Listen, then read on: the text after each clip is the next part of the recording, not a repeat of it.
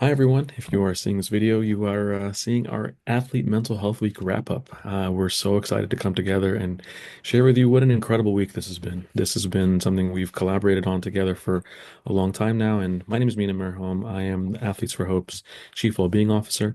And I'm so delighted to be joined by our host organizations so that we can share with you some of the incredible highlights of this week. As you know, Athlete Mental Health Week was from February 1st to February 9th, and we had an incredible turnout of many panels, many participants from all around the world, and we're going to share with you a bit more about that. We wanted to get together and tell you some of our favorite things from this week and who was there, what was it like, and what can you look forward to coming up. There's going to be a lot more to come. So I wanted to first pass it over to my friend Kym, share a bit about some of your highlight as what was happening that week.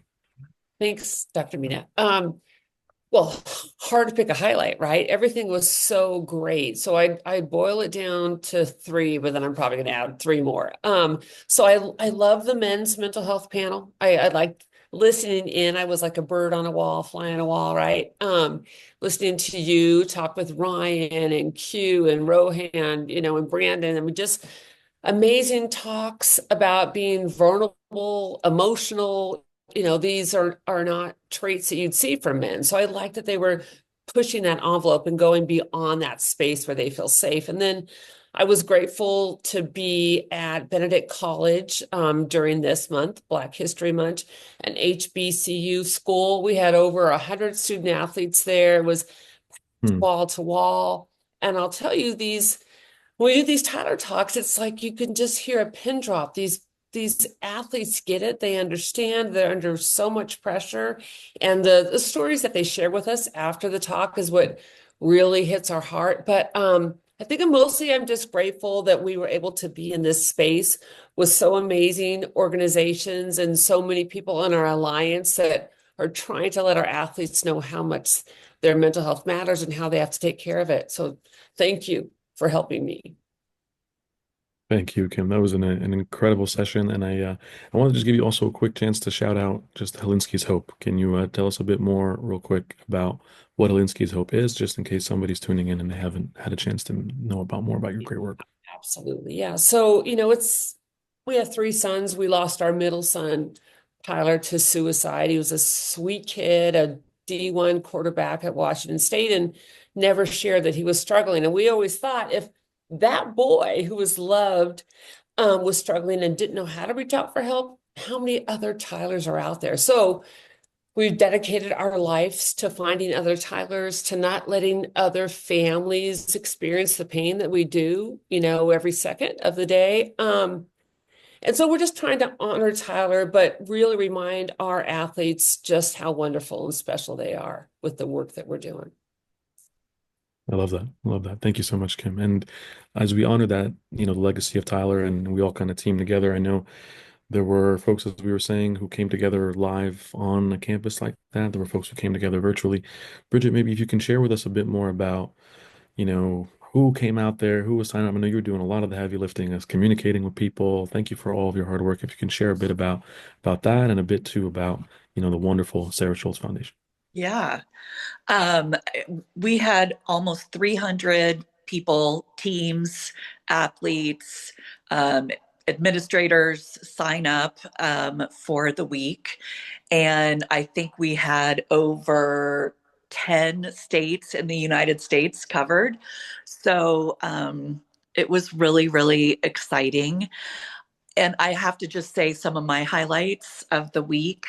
I loved Tuesday's panel with Alice and Allie, A Day in the Life of an Athlete. It was just such an honest conversation and an honest look at the day-to-day stressors for our athletes. And then the Kevin Love Fund presentation. I mean, I've actually been lucky enough to do a couple of these exercises, and it never fails to, I mean, it just unearths so many great feelings and conversations after doing the presentation. So those were definitely two of my highlights. And much like Kym, we started the Sarah Shulze Foundation after our oldest daughter of three, Sarah, died by suicide in April of 2022. And she was one of five suicides by female college student athletes in a very short amount of time. And we were so shocked and surprised that she was one of them, that she was struggling, and we didn't know that there were this group of female athletes that all died by suicide. And we just decided we needed to do something. And so we started this foundation in her name. And she liked to always be a power for good in for her team and for her community. And so that's what we like to say, is that we want to be that power for good and encourage other people to be their own power for good in their communities and on their teams. That's exactly what you've been, Rich. Incredible power for good. And just hearing you and hearing Kym reminds sort of all of us that this is not just a couple of activities that we're doing. This is not just something that we're doing to check a box. This is life-saving work. This is a way to honor powerful legacies of, Sarah and Tyler, and to make sure that we're sharing this with every athlete around the world, every person who's struggling around the world. And maybe Lucia this is not an easy thing for us to be able to do, and it takes sort of a lot of team collaboration. Can you share with us a bit more about sort of who's in the room to do all this? It takes a lot, who were the participants, what were they like, and a bit more also about the awesome Kevin Love Fund. Yeah, definitely. Thank you. So we had a wide range of attendees join, and it was really awesome to see who's kind of coming into the room, into the table, and really wants to get in there and do the important work of getting this message out that mental health is just as important as physical health. And so we had 40% of attendees were mental health professionals and leaders, which is incredible. 20% were athletes, obviously showing up and realizing it's really important. Coaches, we had 15%, which is a great number as well. Educators, administrators, we also had 15%, and then parents and advocates were 10%. So it's just really awesome to see the wide range of people that are coming into the room and showing up and really making this a priority in their own individual lives and in their work. And just continues to show that this is needed. These types of weeks are needed, these conversations, these resources, and to continue pushing forward. And as for the Kevin Love Fund, we were honored to be a part of this and host our identity lesson, which Brigette alluded to. The Kevin Love Fund was started by NBA player Kevin Love. He spoke very openly about his mental health starting in 2018 and kind of helped lead this movement of professional athletes and collegiate athletes opening up and sharing the real struggles that they go through and showing they're not just superheroes out on the court or the field, and they're humans as well that struggle. And he brought together education experts and mental health experts in the field to create this curriculum. It's a free mental health program for any school or nonprofit in the world. We're in over 20 countries right now, and I think almost every single state in the United States. And we have over 15 lessons that are catered to all students. And then we have our new student athlete program, which includes 3 new lessons that we are launching this week. So if you're interested, you can go to our website and access this curriculum for free. We're just really honored to be here. Love that. Love that. We were honored to have you. And was there any particular moment or highlight that you wanted to share yes. for the week? Yeah. Yeah. So I was on one of the panels was the former athlete panel. A few people on here were on it as well. I think it was really incredible to be able to have that conversation. A lot of us realized that if we had these conversations when we were athletes, it would have been very helpful. So to now kind of reflect back, some of us were 20 years out of our sport, some of us were just a few years out of our sport, and we realized how many similar experiences we had and how helpful it would be to have these groups and conversations. So it just really reminded me how important it is for athletes now to be having these conversations with their teams and their peers and their coaches to kind of prevent these feelings that we all had and experienced and thought we were going through alone, but we're actually not. And then I also loved the panel of the moms of our athletes that we've lost. You guys have been an inspiration to me since I've heard of all of your children's stories. So to hear your conversation on the other end just really reminded me how important this work is and how honored we are, I think, all of us to be doing this work all together. Absolutely. Absolutely. All together, the coming together of like the athletes, the clinicians, and the families. And I know, we've it's on this call, we have like half athletes between Lucia, Mina, Bella. So I'd love to also hear from Mina. I know this was not only a national sort of event that we had throughout the country, but this was international too. And I know as you sort of were bopping around between different countries yourself, representing the global reach of this. Can you share with us a bit more about were there other countries involved in this? Were there other places that signed up beyond the United States, and where were they from? Yes, thank you. As loud music passes right now, I'm gonna do ballet. Okay, no worries. No worries. I could just share briefly where we were at there. I know I wanted to hear from Mina because she represents Puerto Rico, Norway. We had folks sign up from Africa, Europe, Australia. I mean, this was really a global sort of moment and movement. And part of the way that you have this become a global movement is how you reach folks on social media. So wanted to hear from Bella because there was a beautiful sort of social media challenge that was taking place where I saw these really cool videos from different athletes and different universities. Bella, can you share with us a bit about that? Yeah, so the social media was a huge success. We were driving a lot of high engagement. We were expanding to thousands of people. So that was really awesome to witness. But to get to the challenge, we had an Athlete Mental Health Week challenge that took off with with multiple universities and athletes joining in just to spread about mental health awareness. So we had athletes from teams from lacrosse to field hockey to tennis, and we just saw incredible participation, heartfelt stories, and just this growing movement of athletes supporting each other.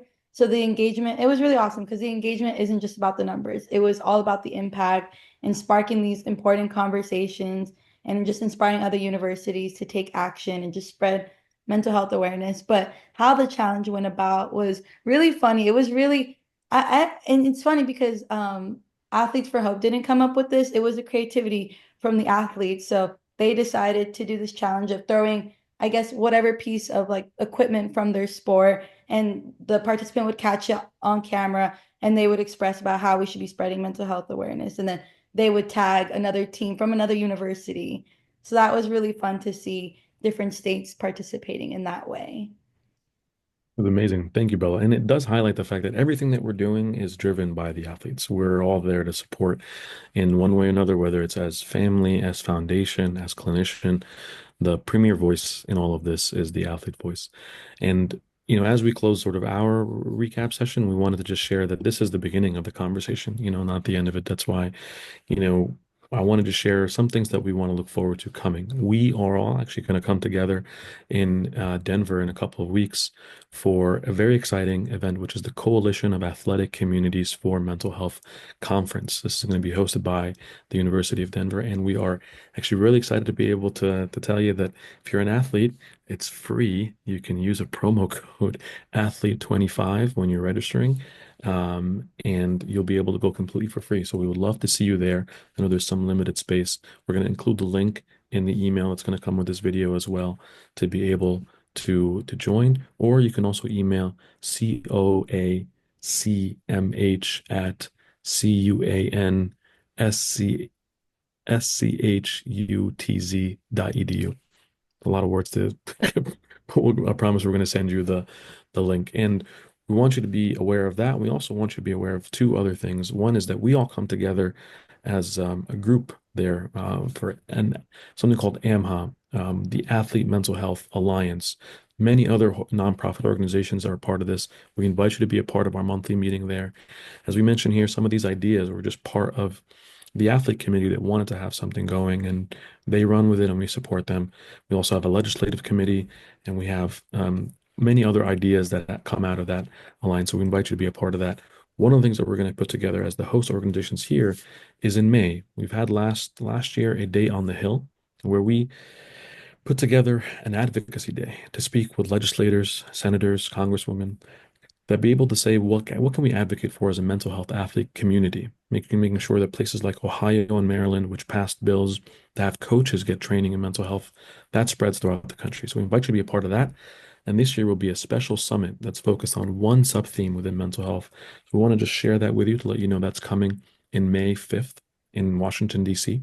So you've got events to look forward to in the end of this month in Denver in February, something happening in May. And then lastly, save the date for this time next year. That first week of February, we're going to be even expanding Athlete Mental Health Week from what it was this year. More live events, more incredible panels of families, clinicians, athletes to really highlight the athlete voice. So, just wanted to thank you there, and I wanted to give each of our participants sort of the last word. If you wanted to share anything in particular about the week, whether things that are happening now or things to come. And I wanted to actually take a quick second to just share how grateful I am for each and every one of the host organizations. Kym, Brigette, Lucia, Mina, Bella, you've done a tremendous job over the course of this week, and this has been an incredible honor for me to be a part of that. So I wanted to end my part there and just leave it to you for any parting thoughts for those who are tuning in from Kym. Yeah, thank you so much. Doc, you're amazing. Everybody here on this call is amazing. Everyone out there is truly incredibly good and kind. Please remember that. We live with this phrase in our family, patience and grace, because that's how we have to live since we lost Tyler. One last thing that would be forever to three. So just keep on sharing good things with three people every day. Love that. Thank you, Kym. Brigette.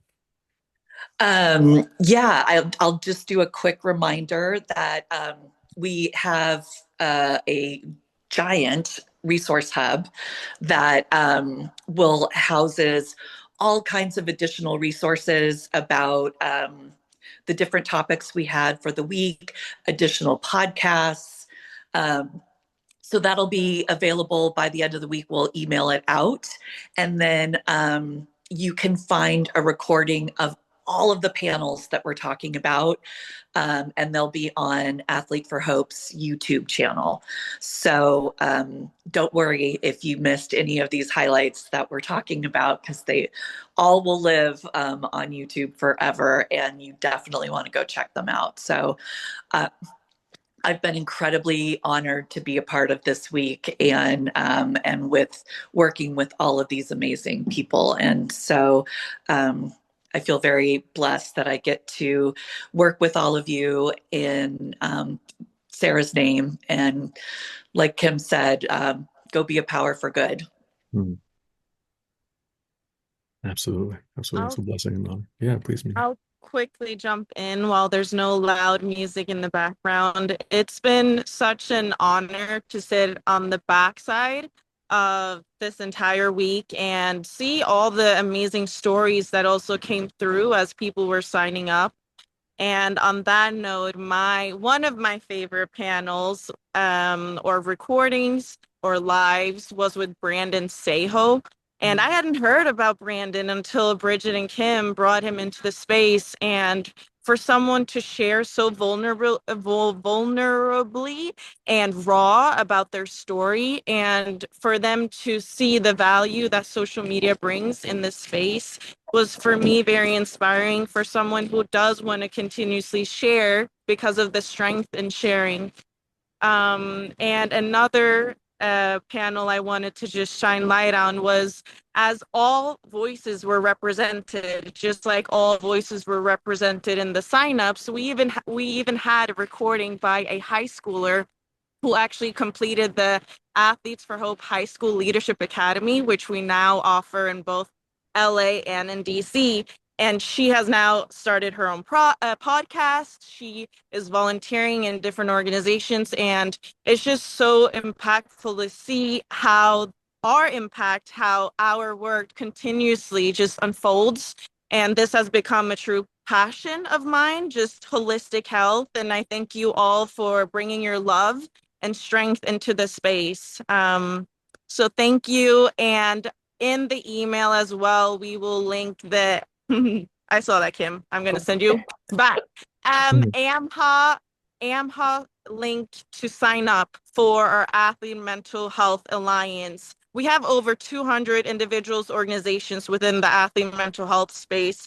As Dr. Mina said, we meet monthly. We have check-ins with each other, peer-to-peer support.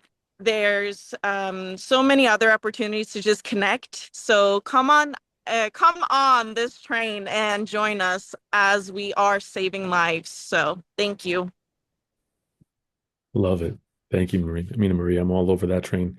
Um, Lastly, Lucia, if you wanted to share any parting thoughts as we close. Yeah, I just want to say thank you so much for allowing me and the Kevin Love Fund to be a part of this week. It's always an honor to work with you guys and like-minded individuals and organizations. And I think this helps show that just kind of bringing people together in alliance and community can really reach a farther audience and just really bring our collective passion and work together in networks to reach more and more people across the world, which is incredible. And I just wanted to remind people to also follow along the individual organizations that co-hosted this week and all of our partnering organizations that helped out, because I know each organization has their own events going on, own programs that I'm sure you could join. I know KLF will be doing some events this year, virtually and in person. So just keep an eye out and follow along, because we're not only going to be doing things together, but within our own organizations as well. And a lot of them, I think, are free as well. So just want to say thank you guys. And thank you to this team for the incredible work that you guys did behind the scenes. This took months and months of planning and hours, and just really grateful to be with you guys. Absolutely. Thank you, Lucia. And definitely, as you mentioned, the shout out there for the Hidden Opponent, Defensive Line, many other nonprofit organizations that were a part of this week in one way or another, even if they weren't necessarily part of the host team, but they were wonderful in bringing this all together. So we're grateful that you tuned in to this highlight reel here, and we're very excited about what's to come as we continue this conversation. So thank you all so much for joining us.